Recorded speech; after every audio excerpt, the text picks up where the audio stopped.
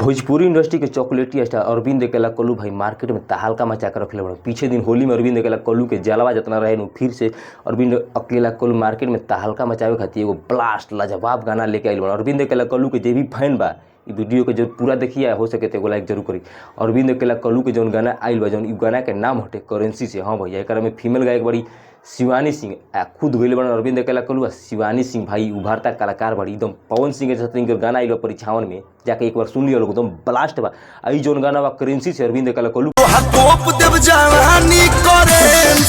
तहलका मचा कर रखले बा। पूरा स्टार के जितना सुपर स्टार बना सब कलाकार के बोलती बंद के बने, जेकर में फिट डांसर बड़ी पूजा निषाद। पीछे दिन भी खेसारी यादव के साथ नजर आ रही पूजा निषाद, आ अब नजर आई बड़ी अरविंद अकेला कल्लू के भाई जलावा बा। अरविंद अकेला कल्लू को सही करेगा भोजपुरी इंडस्ट्री के चॉकलेटी स्टार ना कहे जाला, काहे कि पावर स्टार पवन सिंह नाम दिले बड़ा भैया। जब पवन सिंह नाम दे दिले बड़ा तो पूरा बिहार के जनता ई नाम से पुकारी अरविंद अकेला कल्लू के, जेकरा में म्यूजिक डायरेक्टर बड़ा प्रियांशु सिंह। पावर स्टार पवन सिंह के सबसे करीबी इंसान प्रियांशु सिंह बड़ा आई करा के म्यूजिक डायरेक्टर के दे दौरान तो भाई एकदम तहलका मचा कर रखे कल्लू।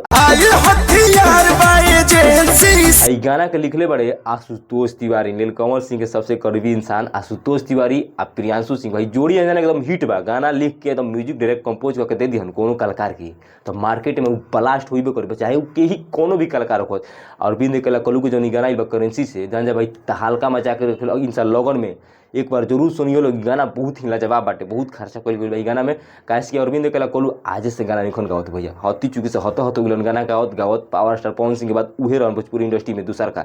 आज के डेट में अरविंद अकेला कल्लू अपन मुकाम पा ले बन भाई, इनका केहू पीछा ना कर सकेला कोनो भी कलाकार हो। अरविंद अकेला कल्लू अपन हुजूम बना ले बन, अपन गोड़ बना ले बन कि हमारा इतना जनता बन, हमारा के सुनियन हमार गाना एकदम मार्केट में ब्लास्ट होगी। अब गाना जो अरविंद अकेला कल्लू करेंसी से भाई तहलका मचा कर रखले 4-5 मिलियन पहुँची 1-2 दिन में। हम जानता नहीं भाई, इनकर प्यार दुलार करे वाला जानता इतना बानू।